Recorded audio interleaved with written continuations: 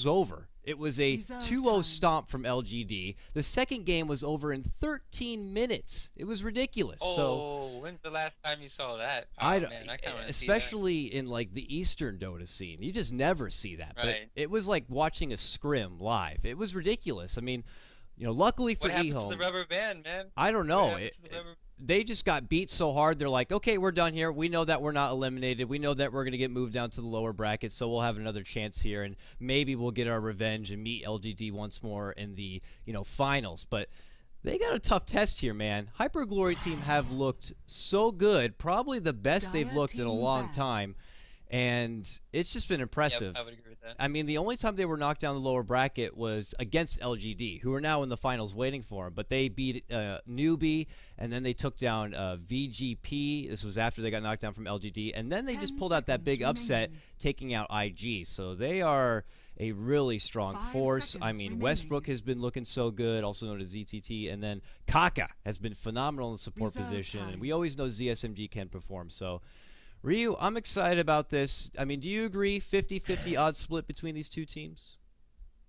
I would definitely give 50-50 for this game.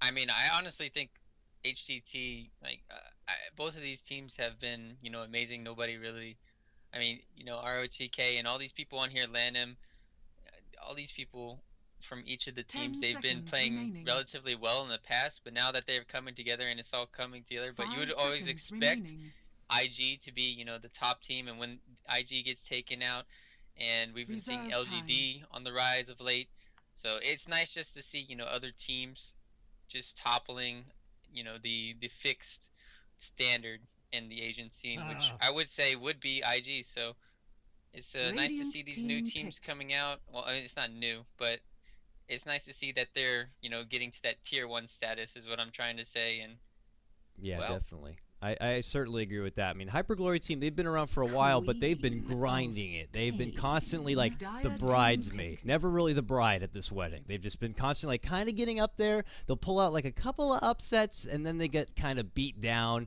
and then they kind of come back, and then they get beat down, and here they are again, suddenly just like 2 series away from surprising everyone and showing up at the Summit House. I mean, how crazy would that be if HyperGloryTeam were the team to make it? So we'll have to see. They got a tough test here, though. They got eHome. These are living legends that they're going against, and this should be a lot of fun. Well, Ryu, I say it's going to be a lot of fun, and I look at the picks already, and I mean, there's a lot of anti-fun in this game right now. This is 6.83 right here. This is the making for, those 2-3 hour games where legends are born and Dota just breaks.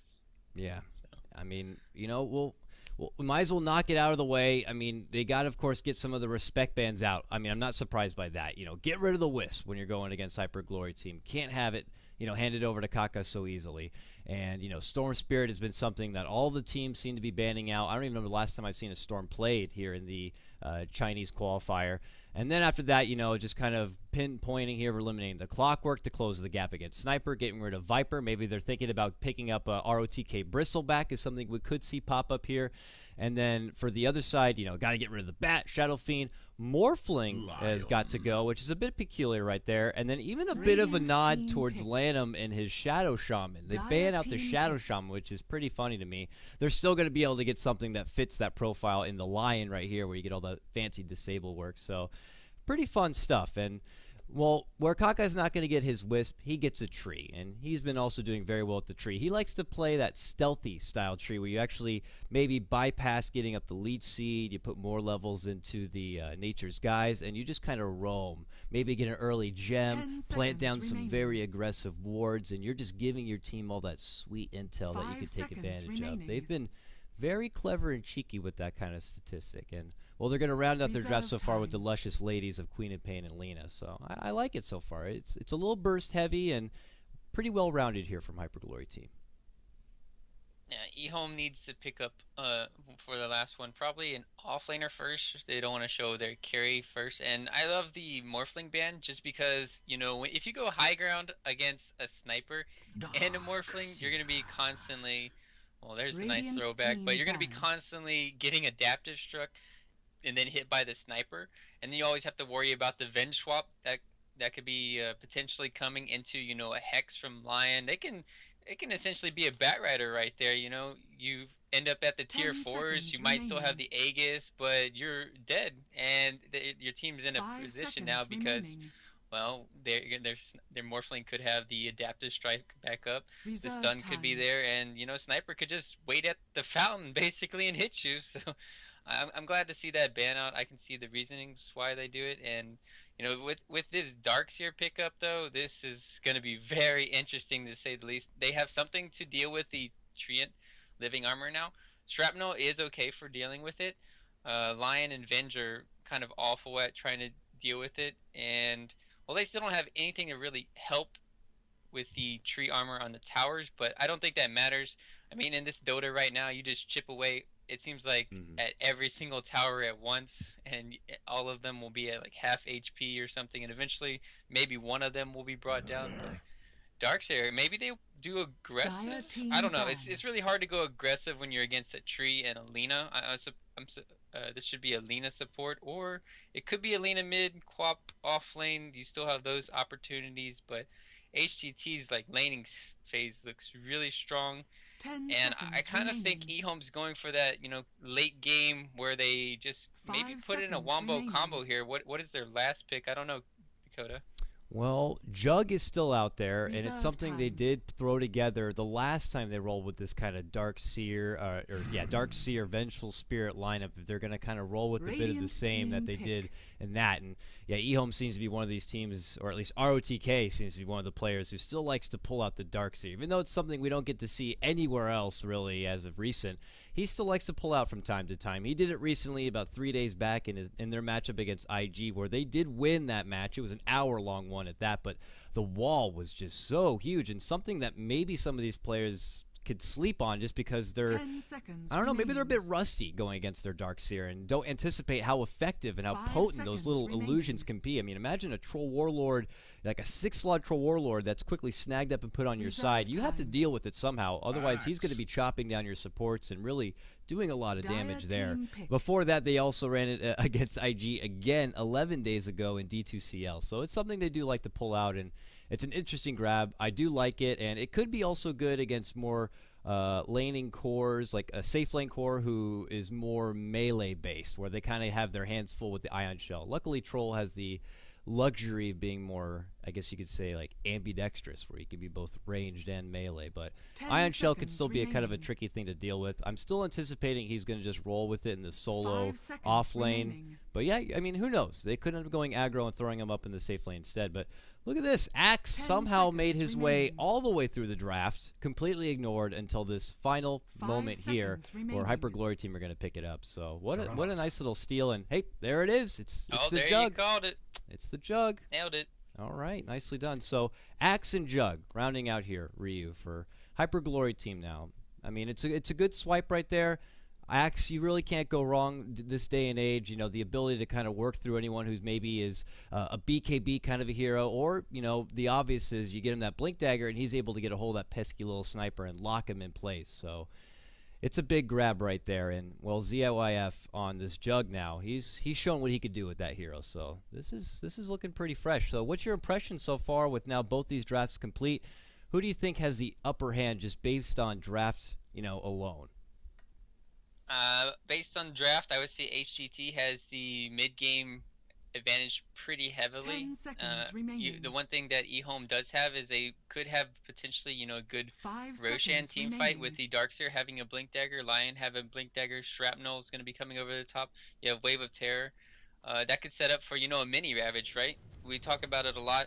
If you can get the vacuum combo into an Earth Spike, that's 2.5 seconds of stun duration, and that'll be on, you know, 3-4 potential heroes. So HGT, they kind of have to get their BKBs, get some Roshans here, and try to go high ground before, you know, 50 minutes when this sniper is going to be very tanky.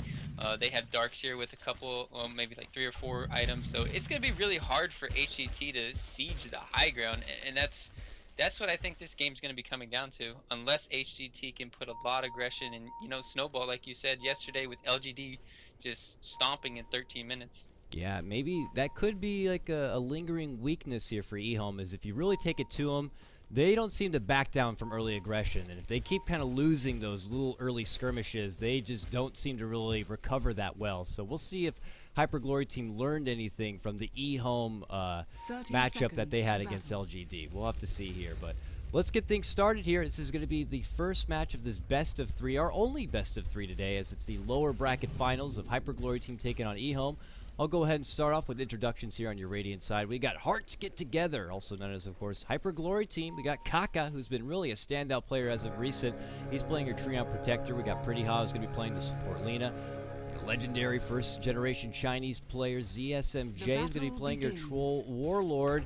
And we got Westbrook, also known as ZTT, I believe. He's playing your Axe, and, well, he's dancing up with ROTK right now, but that rounds things out here for HyperGloryTeam. Ryu, would you please do me the honors in telling me on what's going on the Dire side for eHome?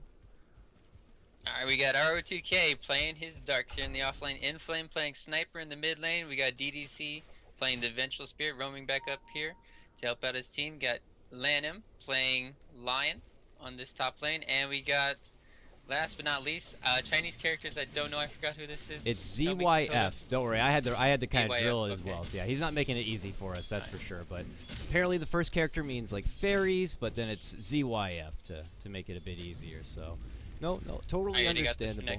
But, yeah, absolutely. Kaka doing with a little bit of early aggression here, dishing out the lead seed to force Lanham back out from this lane. They're going to trade early blows here, but indeed they're going aggro fresh here. HyperGloryTeam looking to kind of nerf down ZYF in his early jug farm. An interesting choice, but it seems to be working out pretty well. It seems to be a bit uncomfortable here for eHome, as they kind of can't be as aggressive as they like, but they are going to be able to quickly deward and get that pull camp back in their favor, which is very nice for them. And well, this leaves Axe taking on the Darkseer mano-a-mano in a matchup we don't see very often. And ROTK should be able to get respectable farm. Axe could have a little bit of trouble with the Ion Shell, considering he's one to really hug those creeps. And it's going to be very peculiar, but overall we're just going to have to keep our eyes peeled, more so in the northern part of this map. I think that this is where most of the action is going to be going down. Yeah, in bottom lane, it's really hard to get caught out. Darkseer is going to probably put 2 into Surge, so he'd have to get call with an Axe call, and then, you know, get some lucky spins here and there, and maybe once Axe at 6, he can put some pressure. That's going to be really hard. So mid lane, you know, you can see a lot of action be coming out on Air and Inflame here too. Looking at their CS, Sniper is doing relatively well, all things considered. I think Quap's a great hero for the early game aggression just to put on him. So since Sniper's doing so well, it's pretty nice to see. About even in denies here. Yeah, typically you expect Quap to kind of get the upper hand early on. She's one to be the definition of closing the gap with that ridiculous 1300 range blink, but Inflame is definitely making Air work for his money here early on, and he's starting to have to chew through all those tangos. In fact, he's down to none. While you look at Inflame, he's still got a fresh 3 tangos to work with, plus 2 Wraith Bands on top of it, so he's got some serious right click coming out already, and he's really taking hard advantage of that. And well, your CS King early on is going to be ROTK, so his offlane Darkseer is turning out to be pretty profitable for him, as he's at 16-1 CS, and you know, Westbrook's still going to be able to trade on his own, and well, we have yet to see any bloodshed here. This try-on-try action here is not either side really looking to get too aggressive, just each core trying to still find their CS, with maybe the supports kind of flirting with each other a bit, but they need levels first and foremost, and unfortunately in a tri-lane, those don't come too easy, so it's kind of waiting it out. Maybe once the level 2s really start coming together, maybe a level 3, we might see some action really bust out here.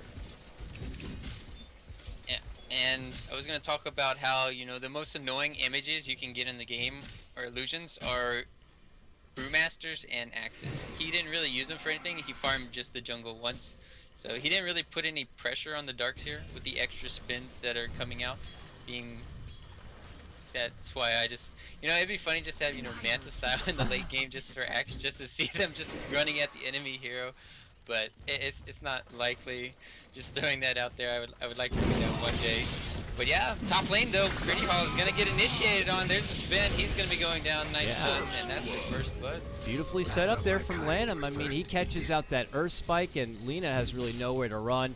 Blade Fury soon to come thereafter, and just a matter of time before she's just going to be dwindled away to nothing, and that's your first blood. Now they're going to actually make a little bit of aggression here on the ZSMJ, but it ends up being just the Earth Spike. But it is eHome who do strike first, and that first blood bonus gold of all people is going to be going to the Jug. ZYF gets it right there, so that is a dream scenario there for them. So eHome off to a pretty promising start here.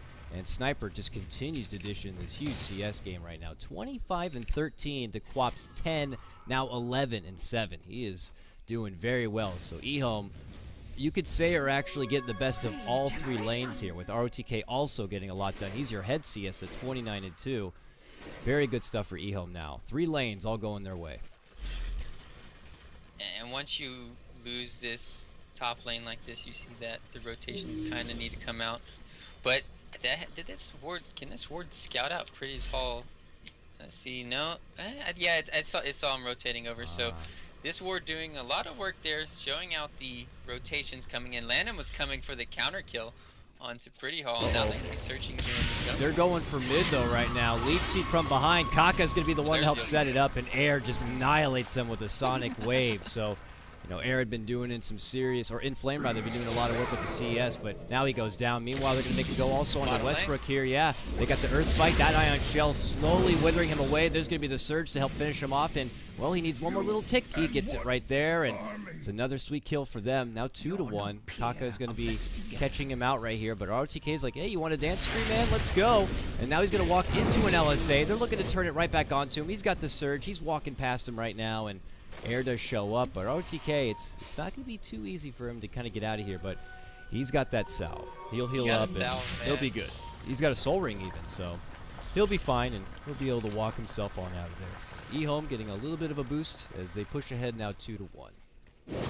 Oh, they can turn it on Air. Okay, so that's a really smart play. Holy cow. Yeah, I mean, they didn't even have a Vinch. Vinch has stun. That was a nice play, too, coming out from eHome, realizing that they can dive as aggressively as they want just because Blink Dagger was on, or not Blink Dagger, Blink was on cooldown from Quap. So, but I'm very unfortunate. Air has some nice reaction times there, but still, he's getting annihilated in the mid lane. Yes, he got that 1 kill on Sniper. Does that help his net worth? Yeah, for all essential purposes, Air's only 100 net worth behind Inflame, even though Air's losing out by 15 CS. That's a lot. That is a lot. Oh, CSMJ, who suddenly shows up here in the bottom lane, eats a bit of early punches here and gets brought down to about a 3rd life. He does have a full wand to work with, though. Maybe he might use that to his, to his own need to maybe pull out a bit of a bait, but we'll have to see if that's the case. But more rotations seem to be happening here. Now that the levels are starting to come together, these supports are looking to go on the move and try to get something set up. Vengeful Spear and Lion, I mean, these two, well, they're a gang squad in their swell, so they have a lot of lockdown and make for easy setups as long as they can kind of find their opportunity. Maybe they need to manipulate the fog just to their liking, and when they see an opportunity to strike, they're going to certainly go for it here. They have eyes for the mid lane, but it looks like they're going to make the full rotation possibly towards the top, but of course stacking their jungle up along the way. So that's something good to fall back on, whether that's going to be for your Darkseer, whether it's going to be for your Sniper. Somebody's going to get a bit of extra gold in their pocket somehow, and we're going to have to see HyperGloryTeam probably put a bit more weight onto Axe here. He needs to try to muscle forward and get that Blink Dagger. I feel like that's going to be a crucial grab here for HyperGloryTeam. You know, counter ward was placed middle lane. This ward from Radiant I've never seen this ward before, and it's really an amazing placement. Look at the vision it gives here. It's really good because normally you just put it on the high ground of the enemy and it gets de-warded a lot, but now it hasn't been, and that scouted out the rotation earlier. It doesn't help for smoke ganks, but still, it did its purpose already. I would say the ward is worth it already. And looking at Axe, they need Axe, that's their go, because they really only have Lina stunned to set up anything. They really need this Axe to be getting his Blink Dagger ASAP, else they're going to be having a hard time. I mean, Pretty Hall, look at him, man, he's bleeding over here. He doesn't even have his boots on Alina, so he went into his fiery soul just to get enough speed, it feels like, to catch up. Yeah, he's struggling a little bit here early on. They're trying to share the jungle as best as possible. All the meanwhile, eHome are taking this opportunity to use their siege creep and a couple of range creeps to get some pressure on this tier 1. And It's going to be enough to take it down. There's going to be the glyph right there at the end. I almost had to give them that ticket if they weren't going to be popping it. But they do get it. And, well, no one's going to get the last hit. No one's going to get it, unfortunately, ZYF. I'll call you out on that one, but everyone's going to profit a little bit more. Tactical glyph, man. That's perfect timing. That's why you got to pull it out. Miss it. Yep. I always call them out when they don't do it because it's exactly for that reason. You know, you could screw up their last hits, and then next thing you know, they're not getting it, and it might be just enough time to hold them there long enough for a potential gank. Maybe you're going to get there in time to get the deny. And you know what? It doesn't really cost anything. You're going to get it back as soon as the tower goes down. You might as well just go for it. So, big stuff for them. And, well, I want to touch base here with ROTK, who's been really getting the most out of this map so far. Even still above the troll at 57-2, and he's going right for that mech. And getting a mech this early in the game is going to be a huge grab, because in these kind of early team fights, when you think, like, oh, I might be able to get my Laguna online or my big bursty spells, a quick mech is just going to turn the fight right back over on its ass. And, you know, it's going to be a big thing to have. And, oh, my goodness, it's already a Mask of Madness as well complete on your Jug. So he starts farming away, and, well, if they continue to push and take down a tier 1 in the mid, maybe even the bottom, then Roche becomes a much easier opportunity here for eHome. Right, and you know they're giving space to land him in the top lane. He's about to be hitting his level 6. He has a smoke too, so that's going to be some easy setup ganks around the map if he wants to make anything happen for him. Sure, he's going to be taking, Kaka's going to be taking some EXP up here too. This might be his level 6. He should be getting these waves and maybe the next one too. So having an overgrowth and, you know, higher points up in living armor to reduce that cooldown, keep spamming it around the map, it's going to be really nice. Air, is he going to dodge this? No, he doesn't dodge the peek from snipers. We'll take it, but they're already on a smoke movement. They catch out ZSMJ of all people, and they're going to take him down. Easy setup with the stun. No need for an Omni Slash. No need for too much. It's just one Earth Spike is really all it takes, and they get that troll. And with that takedown, they just segue themselves right into the Roche pit, and they're going to go for an early Aegis grab. This is eHome looking pretty sharp here, kind of doing everything they need to do. You know, this didn't look like the eHome we saw yesterday when they were clashing against LGD. That was more of a brashy, let's brawl lineup. This time it seems a lot more methodical. They're kind of just doing as they please here against a team that has been very promising in HyperGloryTeam. So they're going to move on in, and suddenly Roche is about dead. So this is a huge boost for eHome right now. You can just see the jump in wealth already. Top 3 of net worth all belong to eHome right now, and their early net worth advantage is already going towards 4K. So very strong start, and it's only 12 minutes into this game as well. Yeah, I really worry for HGT just because I do think eHome has an amazing late game, especially with their high ground defense that I was talking about earlier. But this sniper, did he just pick up his mask? No, he's gonna be probably picking up his Mask of Madness here shortly too, and they're gonna have 2 Mask of Madness, unlimited mobility here, Venge swap. A lot of things just to help them out during these team fights. You have ROTK Surge. He has his mechanism complete up for this team fight. They have to think, oh, I don't know. What level is Lina? Lina's 6. Okay, so they need to take out ROTK in these fights first, I think. It's going to be a tall order to break through and burst him down before he gets the mech off. Plus, they got a ward that's been kind of dancing out there.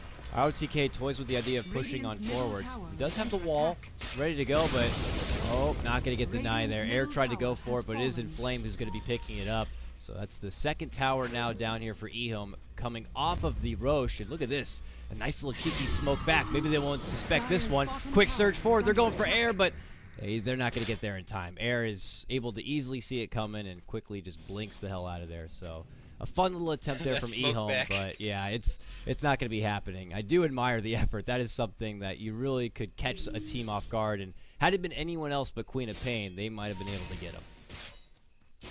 Right, I believe so. That was still some fast reaction time coming from Air here. So really well played, not getting caught out there. That allows them to, you know, maybe put up some wards. Do they have any wards anywhere? I mean, the only reason why they couldn't initiate from HGT, which I think they would have lost the team fight anyways, is because Shrapnel would cancel Westbrook's Blink Dagger on the Axe. It's very unfortunate when you're playing against Shrapnel and you have Blink Dagger heroes. So that's going to be a pain to deal with during this game. He's just going to have to set up for a better positioning. And I don't think they should have fought that just because of the Aegis factor. But if, you know, 3 of them clumps up, he gets one, and he's maybe able to dunk, you know, the Lion and the Venge, then they could possibly win those team fights. Radiant's bottom tower Looks like they're going to add some pressure here at the top. At that same moment, eHome were able to finish off the 3rd tier 1 tower now and get that bottom one down. But it looks like maybe HyperGloryTeam are going to be able to grab their first tower of the game. And there it is. ESMJ is going to be able to pick up the last hit now. He's got about 834 gold in his pocket ready to go. And I imagine he's going to go down the more cookie-cutter troll lineup, which is, you know, getting your Sage and Yasha there next. So he's working towards it right now, but he definitely needs a bit more time. And eHome know that, so they'll just continue pressuring while they have this big power advantage and while they still have this Aegis to work with, which, as you can see there, 2 minutes to go on it. And they're starting to dish out some serious damage on this tier 2 in the bottom lane. Kaka's trying his best to get the living armor on the tower to help out, but I mean, HyperGloryTeam are just not prepared to pull out a defense, and they just might have to sack a lot of these towers early on and just hope that their high ground defense is going to be something to stop eHome, or at least stall them out enough that they can put their own bit of economy together. But this is going to be a tier 2 takedown, and well, they are able to get down the Aegis here with a quick little nuke and a Sonic Wave Blast, but you know, it was like a minute left on the Aegis regardless. Now come TP rotations to the top here, Ryu. They sneak in RTK, vacuum back, Inflame shows up, Shrapnel's out, Troll has really nowhere to run. Nature's Guys could help him, and it will. Do they have a dust? Anyone? No one? No one's got the dust. Nope. But they do see Kaka. They do quickly sheep him up. He gets the overgrowth with his last dying tree breath. And, well, it's not going to really help with anything. And he just ends up going down. 4-1. It's not a lot of bloodshed here in this game, but eHome are much more dominant than it seems. It's now going towards the 5k net worth advantage. Pretty similar with the XP. Just looking like eHome are kind of getting what they want this game, and it's pressure on HyperGloryTeam to kind of turn this one back around. I mean, we have yet to see Axe pull out a blink and call, a dunk, or anything. It's been a pretty difficult game. Oh, you get your wish, though. Here it is. There it is. Inflame's going to be going down, probably. Yep, they got oh, yeah. It takes a couple ultimates, Ryu, but they got it. They get their sniper down. You jinxed it, man. You jinxed it. Well, if you're a HyperGloryTeam, I guess you're happy I jinxed it. Yeah, so they can kind of get themselves back in the game. But it's just one step. They'll need a lot more than that. But to get the sniper, though, is a big grab for them, and maybe just kind of Inflame getting a bit reckless with his positioning, not thinking that anyone was going to be close by. Yeah, maybe they thought, you know, Venge could be behind them or something. You know, you see Havos playing aggressive a lot of times in the enemy territory, but he was in his own territory too, so he definitely felt safe there after he had his allies near him and just said, hey, I can farm freely, but nope. X takes all your fun away here. So Lina didn't get that kill though. I mean, once she gets the Yules, that could be really good for them. But I'm still worried, right? If eHome get another Aegis here, and you know ZYF, he's able to frontline like that, and you can't initiate on the Juggernaut, that's gonna be scary because you have ROTK with the Blink Dagger now already coming out. Lion on Lanham has his Blink Dagger. That Wombo combo is in effect now, where they can pretty much ravage people. That's gonna be scary to see if it happens, but yeah, they're trying to find ways to deal with it, right? So Westbrook, he's going for that BKB. You have, I mean, Troll's not even going to go for it. He's going to probably go for the Sage and Yasha. I hope this is a casual Yasha. He needs a BKB this game. Yeah, it is true. They definitely need it. And just to add on to that Wombo combo, I mean, imagine if, you know, Lamb's able to throw together the farm and get an Agnum Scepter. These are one of those games where I'm like, an Agnum Scepter online would be a lot of fun. I mean, vacuum into the 5-man finger would just be a wonderful sight to see and a potential highlight reel. But for now, eHome they're charging on forward. They're still on good pace, even though Inflame was brought down recently. They're still in good position to get the most out of this map. And ROTK, after getting that Blink Dagger, he already has a gem, so they're looking to take back control of this map. They know that this tree could be using that Nature's Guise to kind of roam around and place down those aggressive wards that he likes to do, which he has been doing. I mean, he's got one nice little ward way up here in the top lane that could help scout out someone farming on their own or maybe any sort of smokes. Same goes for this mid lane. Those wards are going to be going down now as soon as ROTK gets that gem onto himself or to someone else. And then HyperGloryTeam are going to be a bit in the dark. And then finding farm for someone like your Troll becomes a lot harder. And then you start starving out HyperGloryTeam, and that's when things get a bit sticky.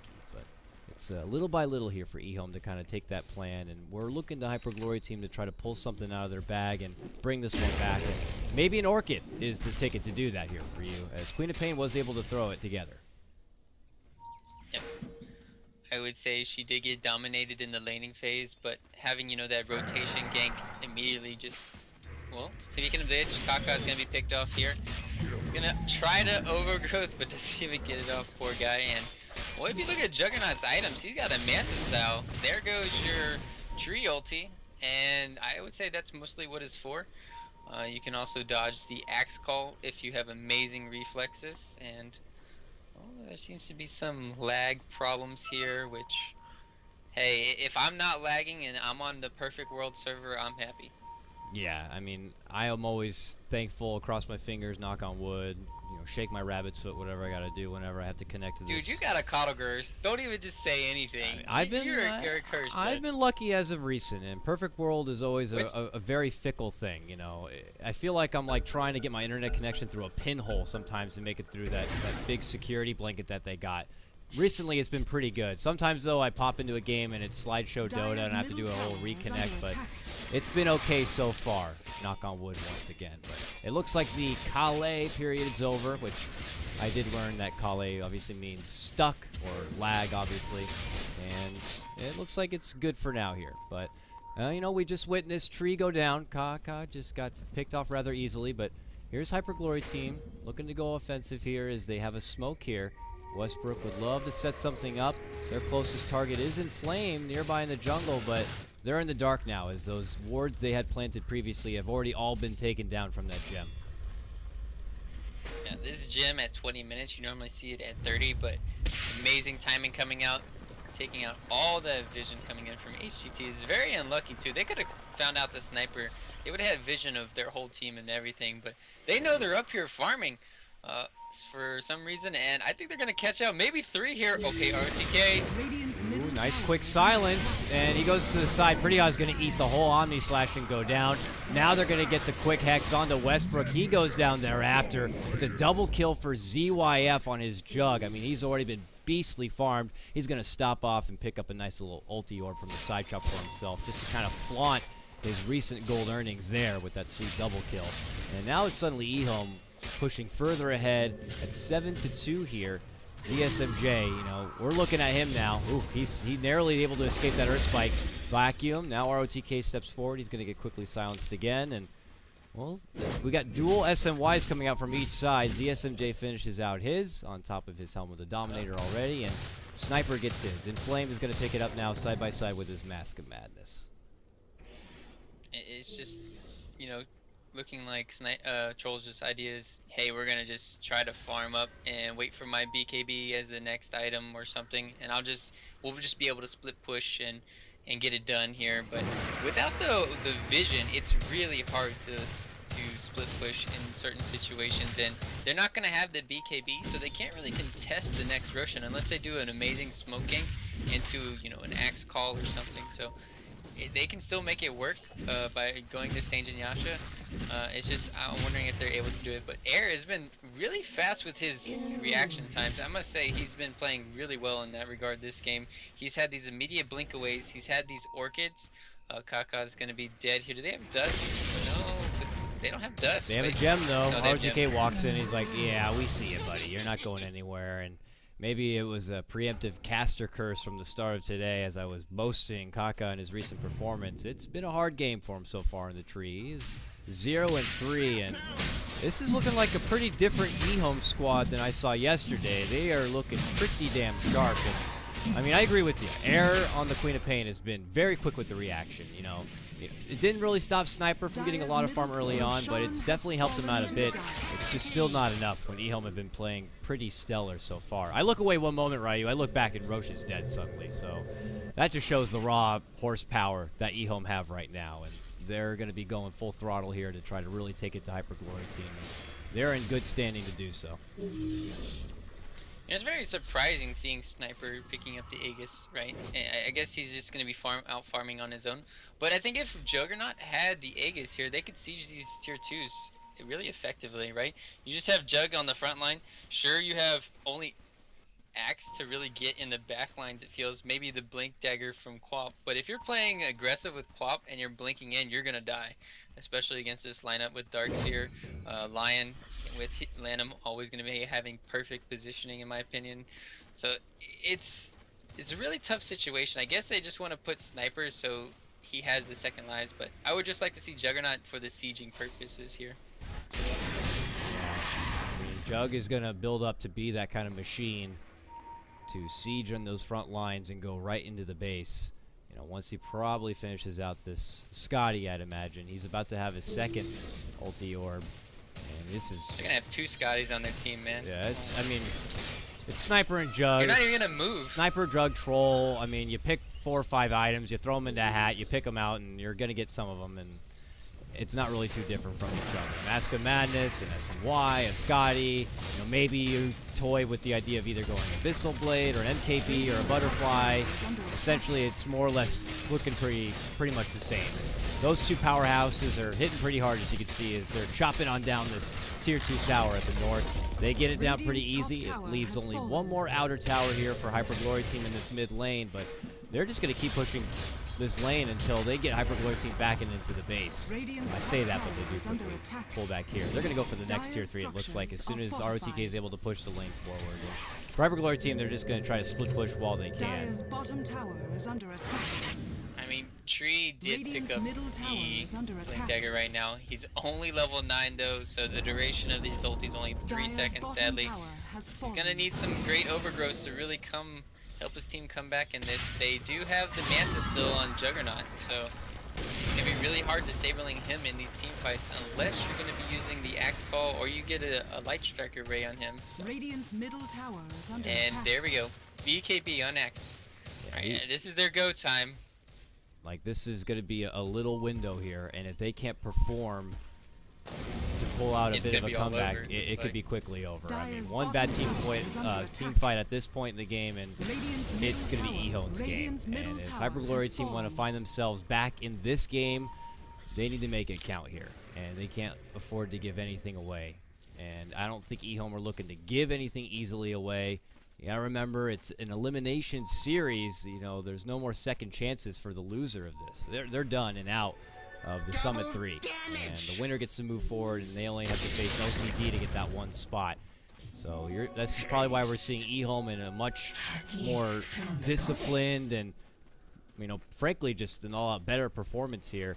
HyperGloryTeam maybe a bit of nerves, but yeah, top lane. Look at just the shots, the headshots fly out. ZSMJ having a hard time getting away. Westbrook is going to be able to intercept DDC from coming in. Sonic Wave's going to fly from air. They might be able to bring down the support, but no! Lamb does jump in. There is going to be the dunk connection, but they lose their Queen of Pain for this. And somehow, some way, Axe is able to make it back home to safety. But it's a 1-for-1 trade that's still better for eHome, as it's their Queen of Pain, only for the Vengeful Spirit. So eHome's still kind of getting the better of that one. And you could already see that Inflame just kind of has ZSMJ's number. He just easily kind of shoots him down, and ZSMJ is kind of thankful that Westbrook was able to be there to help him out. Yeah, and you can go back to your point that you were talking about eHome taking it steady here. It's what they need to do. They have the better late game secured, and Pretty Hall is going to be peeped here. Oh, living armor. Oh, okay. Yeah. That little bit of shrapnel in the corner. That was dead armor, man. It was so close. And that's what you pointed out in the draft, shrapnel. Why it's so good against that living armor, and it looked like she was going to have an opportunity to stay alive, but she does go down, and they're trying to muscle their way through this living armor now in the tower. They take down that tier 3. Raxes are now going to be exposed already before we even hit the 30-minute mark. And Inflame is about to expire right now. If they can go on them, Coddle Guy, and bring down the sniper at the exact moment he picked it up, it could be really good for eHome. I'm sure they're keeping an eye on it. There it goes, and they catch him, Ryu. They get inflamed, they pull him in, but there's going to be the swap save. Oh my goodness, what a stun from Lanham, and a wall follow-up. And quickly, 3 from HyperGloryTeam go down, and that's going to be the white flag. HyperGloryTeam have had enough, and that's going to be game 1 going to eHome, and they certainly deserved it. They look damn good. We got to see it at the end, man. The wombo combo. Oh boy. They didn't even need it. They played outstanding that game. You know, starting from mid lane, the aggressive tri lane didn't work out at all for HGT. ROTK managed to farm his fast mech. They got a fast Roshan, able to take all these objectives. There was just no hole at all coming in from eHome. I think they played it really perfectly this game, so really well played from them. Yep, and suddenly we're already going to be hopping into back, and then they get beat down, and here they are again, suddenly just like 2 series away from surprising everyone and showing up at the Summit House. I mean, how crazy would that be if HyperGloryTeam were the team to make it? So we'll have to see. They got a tough test here, though. They got eHome. These are living legends that they're going against, and this should be a lot of fun. Well, Ryu, I say it's going to be a lot of fun, and I look at the picks already, and I mean, this is... There's a lot of anti-fun in this game right now. This is 6.83 right here. This is the making for, those 2-3 hour games where legends are born and Dota just breaks.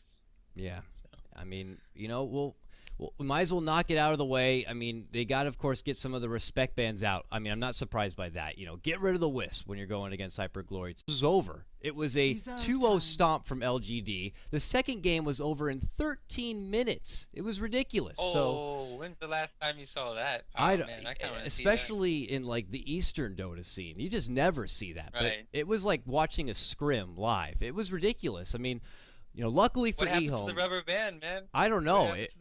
They just got beat so hard. They're like, okay, we're done here. We know that we're not eliminated. We know that we're going to get moved down to the lower brackets, so we'll have another chance here, and maybe we'll get our revenge and meet LGD once more in the finals. But they got a tough test here, man. HyperGloryTeam have looked so good, probably the best they've looked in a long time, and it's just been impressive. Yep, I would agree with that. I mean, the only time they were knocked down the lower bracket was against LGD, who are now in the finals waiting for them. But they beat Newbie, and then they took down VGP. This was after they got knocked down from LGD. And then they just pulled out that big upset, taking out IG. So they are a really strong force. I mean, Westbrook has been looking so good, also known as ZTT. And then Kaka has been phenomenal in the support position. And we always know ZSMG can perform. So...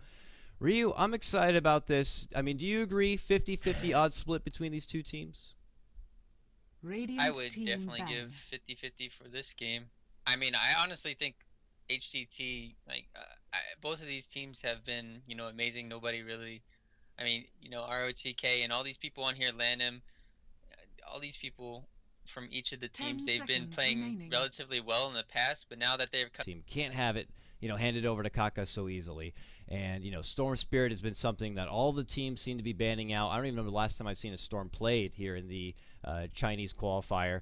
And then after that, just kind of pinpointing here, we're eliminating the Clockwork to close the gap against Sniper, getting rid of Viper. Maybe they're thinking about picking up ROTK Bristle back is something we could see pop up here. And then for the other side, got to get rid of the Bat, Shadow Fiend. Morphling has got to go, which is a bit peculiar right there. And then even a bit of a nod towards Lanham and his Shadow Shaman. They ban out the Shadow Shaman, which is pretty funny to me. They're still going to be able to get something that fits that profile in the Lion right here, where you get all the fancy disable work. So pretty fun stuff. And, well, where Kaka's not going to get his Wisp, he gets a tree. And he's been coming together, and it's all coming together. But you would always expect IG to be, the top team. And when IG gets taken out, and we've been seeing LGD on the rise of late. So it's nice just to see, other teams just toppling, the fixed standard in the Asian scene, which I would say would be IG. So it's nice to see these new teams coming out. Well, I mean, it's not new, but it's nice to see that they're, getting to that tier 1 status is what I'm trying to say. And yeah, definitely. I certainly agree with that. I mean, HyperGloryTeam, they've been around for a while, but they've been grinding it. They've been constantly like the bridesmaid. Never really the bride at this wedding. They've just been constantly kind of getting up there. They'll pull out like a couple of upsets, and then they get kind of beat down, and then they kind of come